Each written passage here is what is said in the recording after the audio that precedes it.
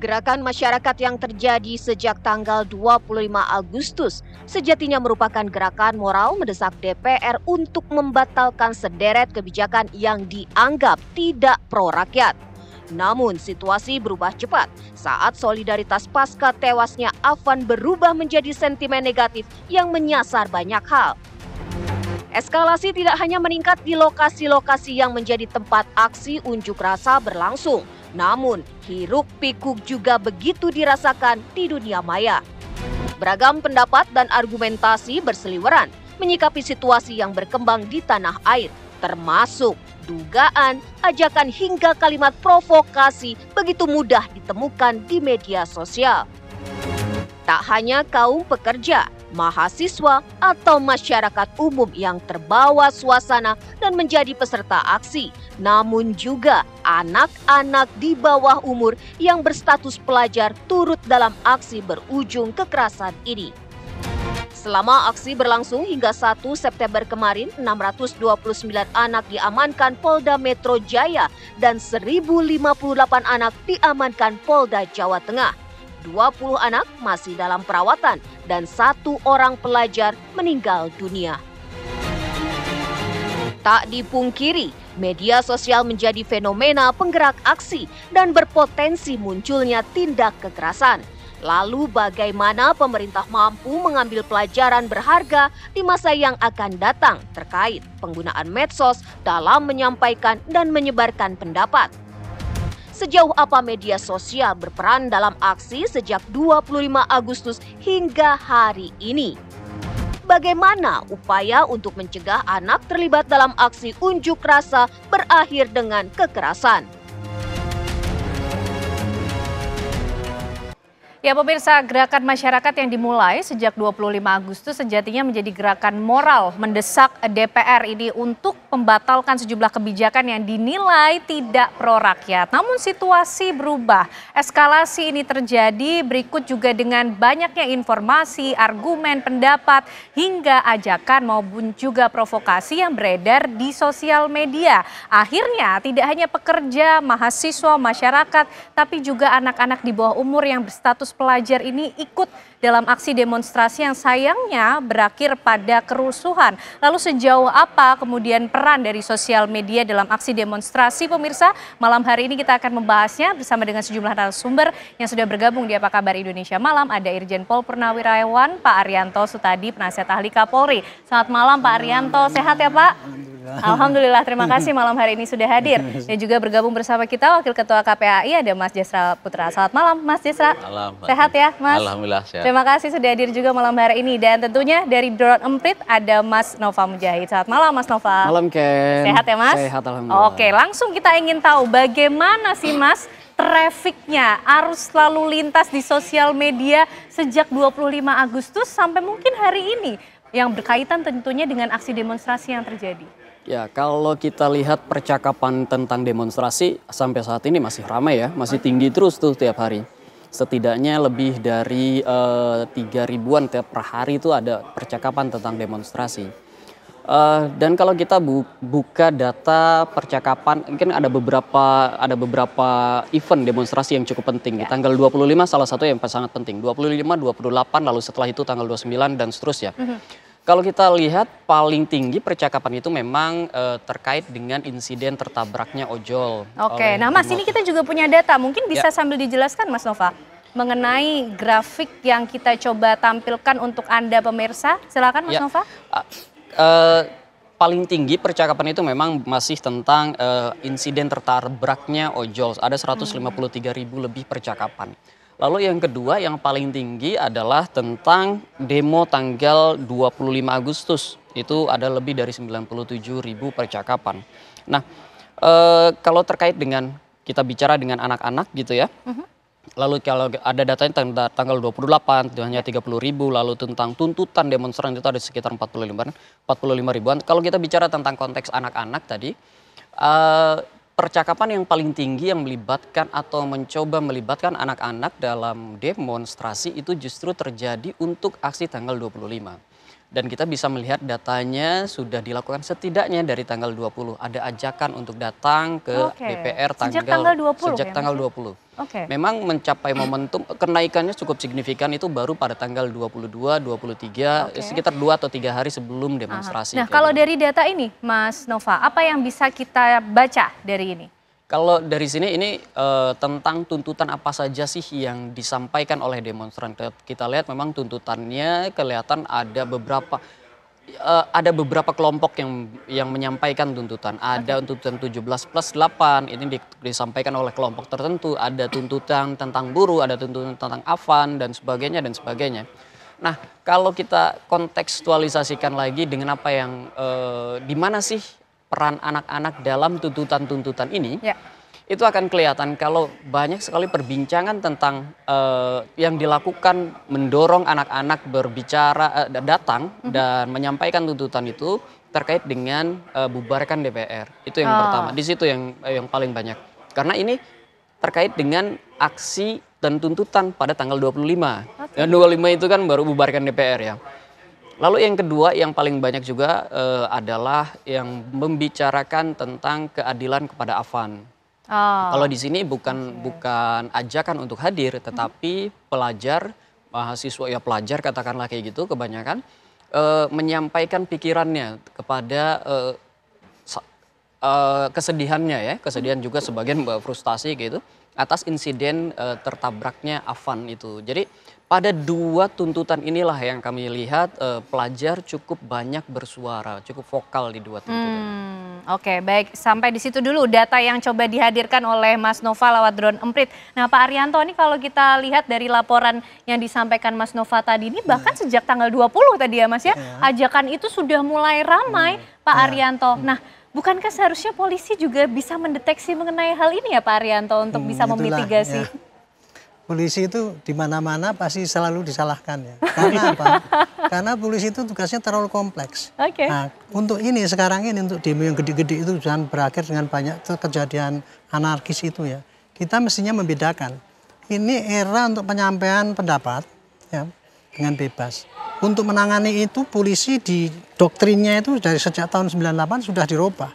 Dulu mengamankan tapi sekarang adalah melindungi para demonstrasi itu. Melakukan sampai selesai. Itu konsep yang disampaikan oleh para aparat jurid itu untuk mengamankan di lapangan. Mengamankan ya Pak? Mengamankan artinya dulu. Bukan. Melindungi para demonstran itu supaya bisa melakukan kegiatannya sampai akhir. Itu konsepnya kayak gitu. Tetapi yang terjadi dalam itu ya dari era demokrasi itu. Setiap unjuk rasa yang masif itu pasti disusupi oleh perusuh.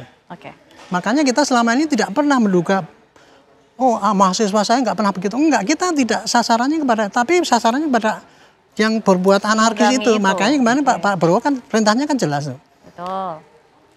Berdemolah dengan damai, gitu. Tetapi tindak anarkis yang keterlaluan itu kan, gitu kan. Nah, itu tidak tegas kan gitu. Nah, itu kan kemarin yang terjadi seperti itu. Tetapi sayangnya kita tuh dalam kasus kayak gini selalu dinarasikan penyampaian pendapat, tapi karena tindakan represif, akibatnya korbannya 10 sekarang kita dianggap Itu yang dinarasikan nggak gitu. Itulah yang disasar dan itu memang didesain oleh para perusuh itu tadi untuk menimbulkan kayak gitu sehingga polisinya ditekan kan gitu. Nah kemarin kalau mengenai ojol itu tadi ya, begitu saya lihat itu ada ojol, waduh itu musibah besar. Saya bilang ini segera konsinyasi semua, ini pasti seluruh Indonesia meledak malam ini. Pasti merespon. Karena apa? Di dalam demo itu ya, yang dibikin oleh perusuh yang didesain, pasti nanti akan diciptakan martir. Martir itu artinya trigger yang bisa menggerakkan semua orang banyak itu. Itu kebetulan kok ada orang meninggal kepleset itu lagi. Jadi kita waduh, saya udah menduga itu. Nah, dalam menghadapi seperti itu, polisi kan kemarin kan bertahan, nggak menangkis serangan orangnya, karena udah kita maklumi. Karena apa? Kalau kita itu menangkis waktu itu, terjadi martir yang lebih besar lagi. Itulah yang dikehendaki oleh perusuh itu tadi, Bu. Makanya kita tahu taktik itu ya. Tetapi akibat daripada kita bertahan gitu, jadi itu tadi ajakan-ajakan itu yang tadinya nggak ikut, jadi ikut-ikutan kan, jarah itu memang risiko daripada ini. Intinya ginilah, dalam kondisi kayak gini nih, polisi serba repot ya, tapi itu risiko daripada tugas polisi. Yang penting saya menyarankan pada masyarakat, marilah kita hati-hati, jangan kita tuh diadu oleh perusuh yang nggak kelihatan itu tadi. Jangan terprovokasi. Iya, gitu, saya diadu dengan para aktivis, para ahli-ahli yang menyatakan, menarasikan demo baik-baik tadi direpresi dengan aktif. Itulah yang kalau tanggapan saya kayak gitu. Terakhir saya ingin menyampaikan itu tadi, kalau hasutan itu tadi. Justru karena hasutan itulah dahsyat kepada anak-anak. Maka kita terpaksa dong melakukan represi pada yang menghasut. Tapi ini dikonter kan yang pelindung HAM itu. Itu kita diberangus. Orang menghasut kayak gitu kan mestinya nggak bisa di ini kan. Kan harus dibuktikan dulu apa terjadi di lapangan apa enggak yang dihasutkan. Padahal kita nangkapnya Bu dari orang yang ketangkap itu, kita tanya kenapa anak-anak itu, kenapa kamu berangkat demo? Ini Pak baca flyer ini. Ya kita cek. Cek ternyata ini banyak sekali melamparkan gitu. Barulah kita tangkap. Itu ceritanya gitu. Baik. Nah, Mas Jasra, kalau dari KPAI sendiri datanya seperti apa sih Mas? Kalau kita lihat angkanya, jumlahnya tidak sedikit nampaknya anak-anak yang kemarin ikut dalam aksi demonstrasi. Mereka juga terprovokasi dengan konten-konten yang beredar di sosial media? Ya, pertama Mbak Ken tentu perlu disampaikan di Konvensi Hak Anak itu setiap anak berhak berekspresi, menyampaikan pendapat dalam situasi damai gitu ya. Dalam situasi damai? Damai, jadi ada garis tebalnya itu di dalam situasi damai. Di dalam Undang-Undang Perlindungan Anak juga sama gitu ya, bahwa setiap anak berhak menyampaikan pendapat dan itu adalah salah satu prinsip perlindungan anak yang sudah kita ratifikasi oleh negara tahun 90-an gitu ya. Itu ya. Nah, oleh sebab itu saya kira ini menjadi pedoman kita. Siapapun itu ya berhadapan dengan anak. Nah, lalu yang kedua, kita melihat memang ada tren sejak tahun 2014 ketika pemilu misalnya, itu ada sekitar 200 anak terlibat atau dilibatkan dalam demonstrasi gitu ya. Kemudian ketika pengesahan di 2019 ya, waktu itu Pilpres gitu ya, juga sama gitu ya. Ada sekitar 600 anak yang dilibatkan dan bahkan ada yang meninggal. 3 di Jakarta. Ini berarti ada kesengajaan memang di situ, Mas Ya, Jasra, trennya seperti itu ya. 1 di Pontianak waktu itu. Nah, di tahun ini yang demonstrasi kemarin gitu ya, itu sebanyak 2.500 anak yang dilibatkan. Nah, ini kita ambil dari data-data kepolisian di beberapa polda ya terkait anak terlibat atau dilibatkan dalam demonstrasi. Nah, kita melihat memang ada tren satu ajakan anak-anak ini memang melalui media sosial rata-rata ketika kita melakukan pengawasan, baik itu di Jakarta, di beberapa daerah karena kita juga punya Komisi Pelindungan Anak Daerah gitu ya. Dan mereka memang datang diajak oleh seniornya, kemudian mendapatkan flyer tadi ya, mulai di tanggal 20 itu sudah kita baca juga gitu, harus berani, harus datang menyampaikan pendapat. Itu narasinya gitu. Seperti itu memang ya? narasi sangat kuat sekali gitu ya, untuk katakanlah anak-anak kita itu untuk datang gitu ya. Nah, kemudian kita juga melihat ada juga mereka itu tren datang itu ada 3 orang, ada 11 orang, tapi nggak banyak-banyak gitu. Tapi sudah berkumpul saja dengan jumlah yang cukup banyak. Nah, jadi kita melihat cukup kuat narasinya untuk katakanlah anak terlibat atau dilibatkan dalam situasi itu. Nah, sehingga karena tadi ya situasi demonstrasi yang tidak damai, kemudian kita lihat situasi-situasi yang di mana anak mengalami situasi kekerasan, bahkan kita melihat anak-anak yang dipukul gitu ya, diborgol juga, kemudian dibuka bajunya gitu ya. Padahal di dalam sistem peradilan pidana anak kita tidak boleh begitu gitu ya. Merendahkan martabat anak gitu ya. Kemudian menganggap anak adalah kriminal gitu. Itu tidak bertentangan dengan Undang-Undang Perlindungan Anak gitu. Nah, saya kira ini tentu perlu kita edukasi termasuk juga aparat pengamanan gitu ya.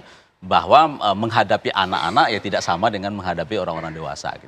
Kalau dari perjalanan itu kemudian pertanyaannya kenapa anak-anak ini bisa terlibat atau bahkan dilibatkan ya dalam aksi-aksi semacam ini begitu, dan bagaimana penanganan yang tepat ke depannya? Usai jeda pemirsa kami hadirkan jawabannya untuk Anda. Jadi ditimbulkan martir lagi. Ya baik pemirsa, kita lanjutkan perbincangan malam hari ini. Mas Nova, ini tadi kalau kita tahu dari laporannya KPAI, nampaknya anak-anak dalam setiap aksi terlibat atau justru bahkan dilibatkan begitu ya. Nah, kenapa memang konten-konten itu, apakah mereka memang menargetkan anak-anak, Mas Nova?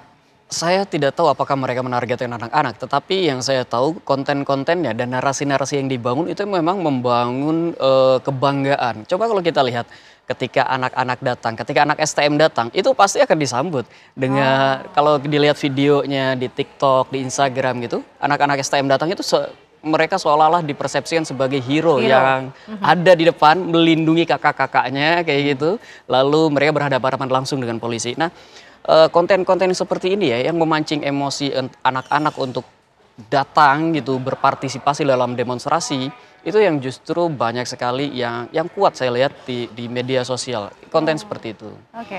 Dan kalau kita lihat sebenarnya memang agak beda tuh polanya pada tanggal 25, 29, 28 malam, 29 gitu. Memang berbeda sekali pola Perbedaan penyebarannya. polanya seperti apa Mas sehingga kemudian eskalasinya ini terus terjadi Mas Pada Nova? tanggal 25 itu jadi tanggal 20-an gitu ya. Kebanyakan memang ajakan itu dalam bentuk post. Jadi ngepost di media sosial, ada di Instagram, ada di TikTok kayak gitu. Kalau dikunjungi sekarang mungkin sudah nggak ada tuh. Tetapi beda dengan tanggal 28, pasca 28, kebanyakan ajakan itu disampaikan dalam bentuk komentar. Ada juga dalam bentuk post, tetapi lebih banyak dalam bentuk komentar. Di mana di TikTok ketika banyak yang melaporkan kejadian langsung di TikTok itu banyak juga yang mengajak anak-anak, banyak yang mengajak anak-anak STM terutama.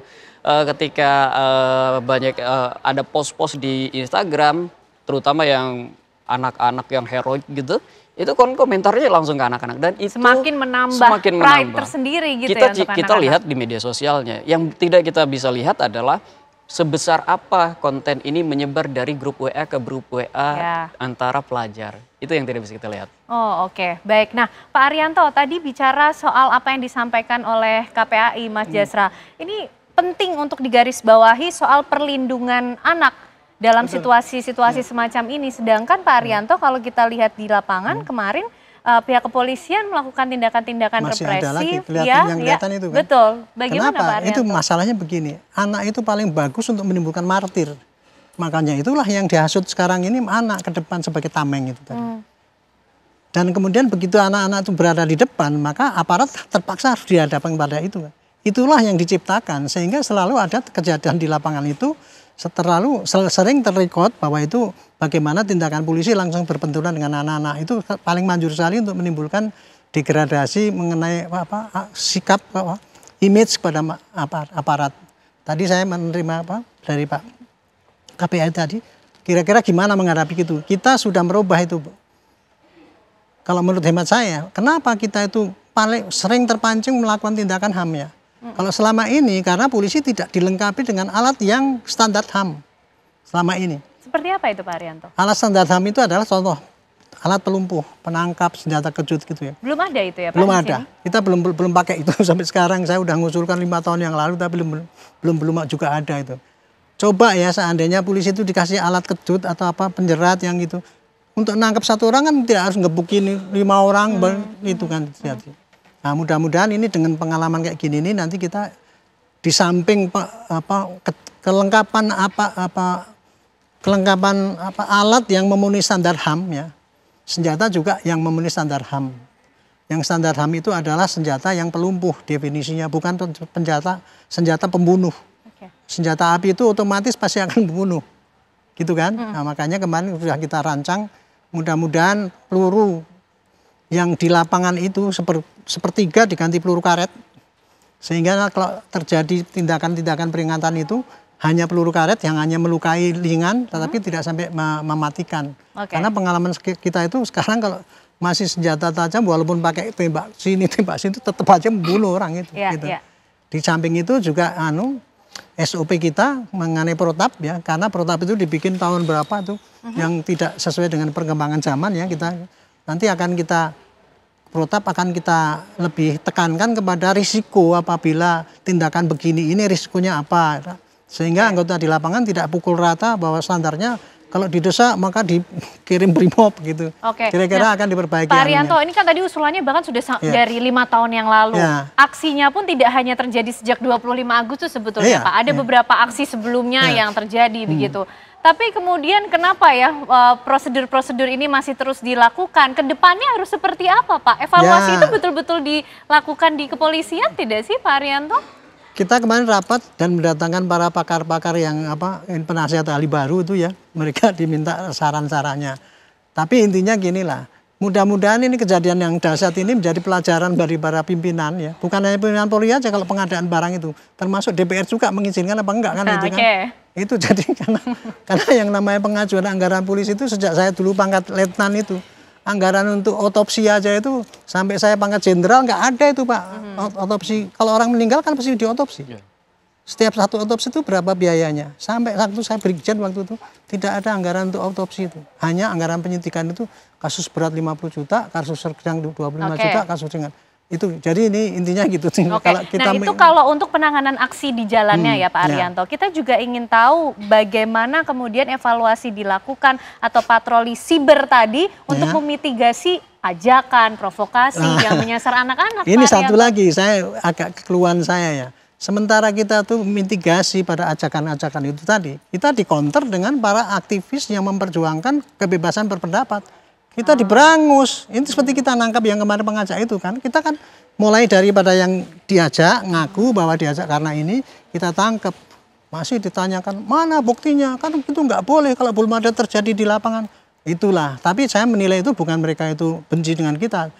Menurut saya, penilaian saya, mereka itu para intelektual yang memberikan saran kayak gitu tuh, tidak terasa dia tuh tergalang oleh si perusuh itu tadi untuk kita tuh diadu domba gitu. Makanya kesempatan ini saya sampaikan, kita hati-hatilah, jangan sampai kita tuh diadu domba orang yang sekarang tepuk-tepuk tangan.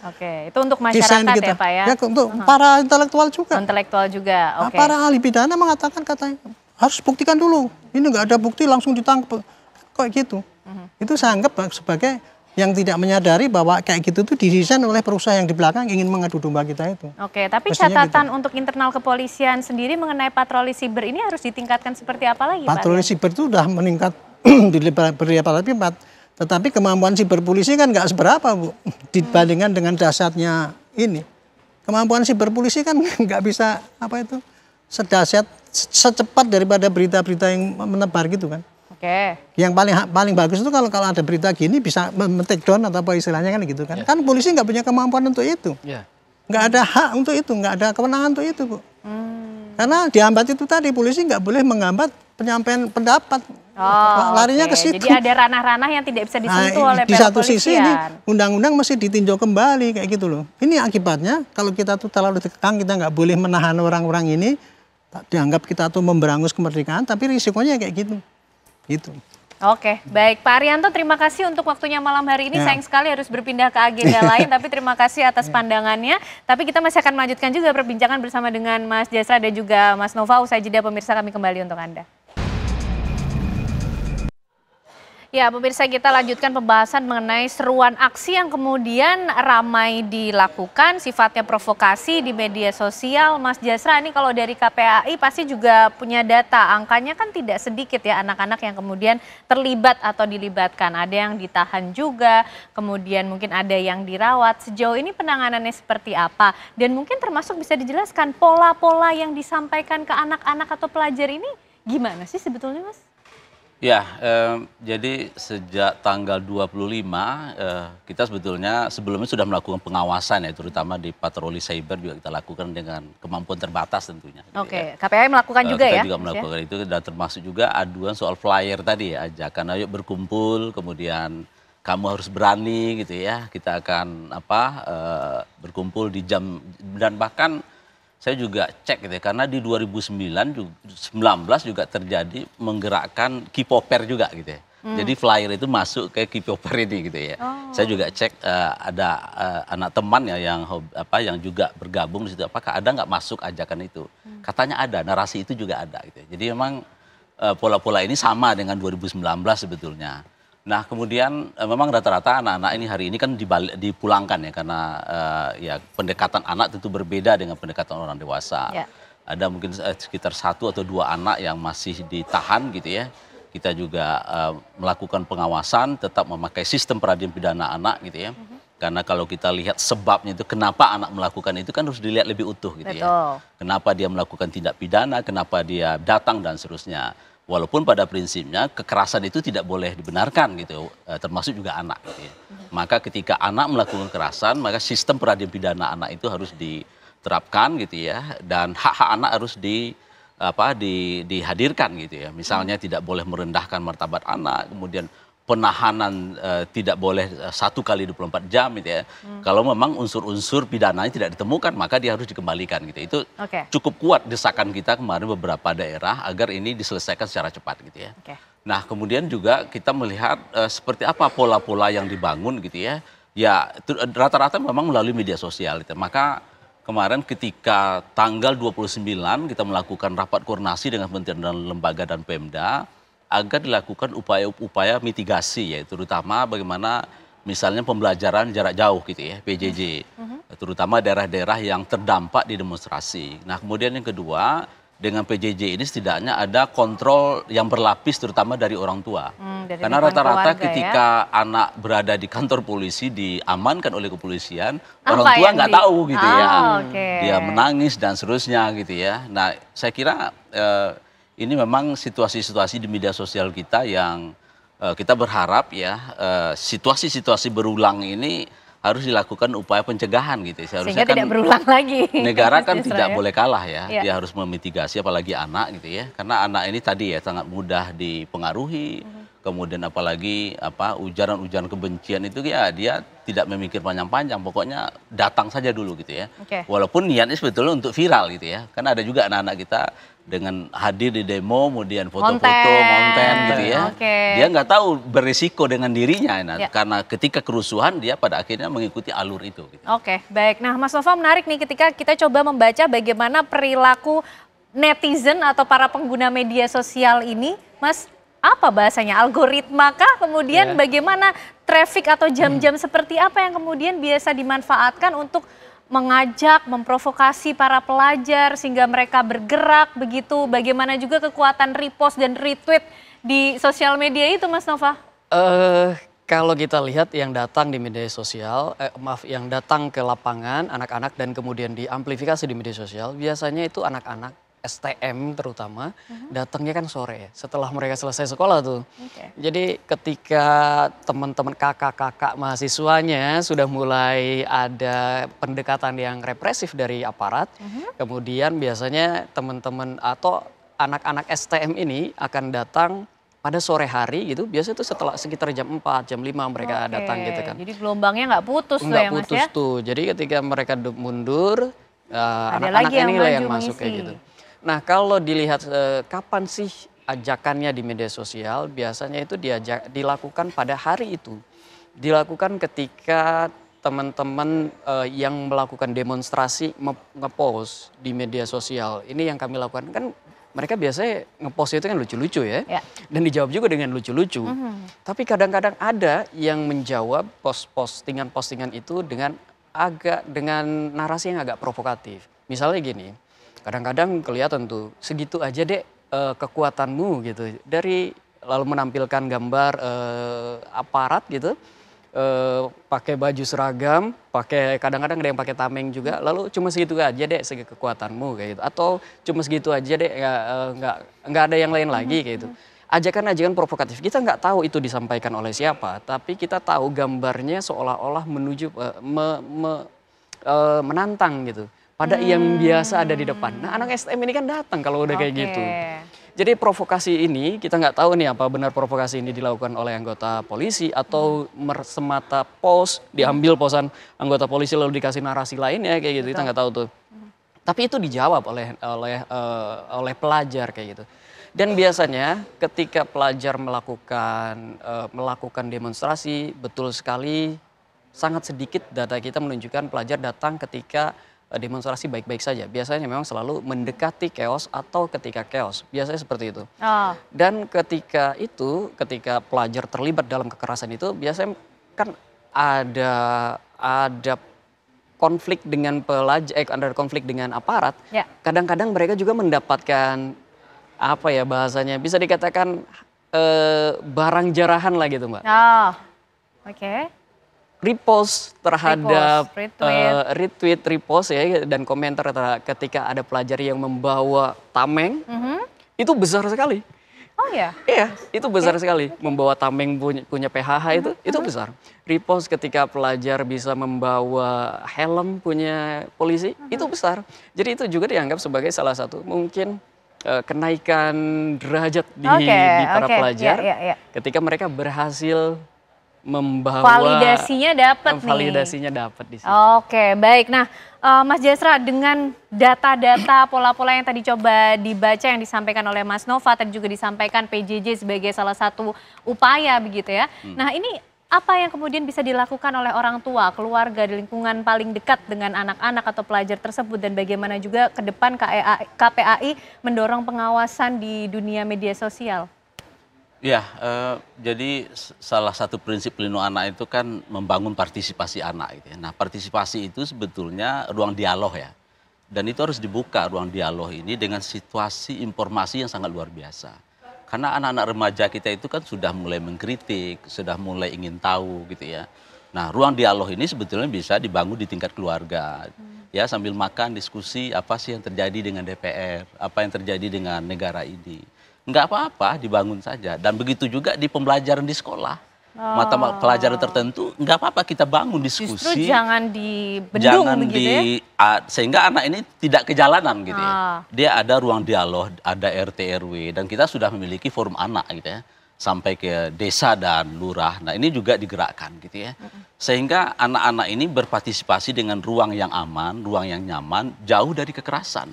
Dan yang terpenting juga dalam membangun partisipasi anak ini adalah ada feedback orang dewasa tentang dirinya gitu ya. Karena ketika dia menyampaikan pendapat tentang dirinya dan kepentingan dirinya, maka itu harus ada feedback yang harus dijelaskan ya, harus disampaikan. Sehingga dia tidak hanya menyampaikan pendapat saja. Nah, oleh sebab itu ke depan saya kira pemerintah, saya kira apa yang dilakukan oleh Pak Prabowo mengundang parpol, mengundang para tokoh-tokoh, begitu juga anak ke depan gitu ya. Anak-anak kita juga di ruang-ruang dialog ini dibuka. Di dalam diskusi di IG, TikTok dan seterusnya kita bangun ruang gitu. Yang digunakan itu oleh ruang-ruang yang ada di mereka. Karena dari 84 juta anak itu menurut Asosiasi Pengguna Jasa Internet 30 jutanya sudah berada di media sosial. Nah, ini saya kira ini kan sangat mudah kita bangun media-media platform yang juga bertanggung jawab bagaimana anak-anak kita ini tercerahkan gitu ya. Sehingga ketika dia ada katakan sesuatu informasi yang hoax dan seterusnya, dia bisa mengkonfirmasi secara cepat gitu.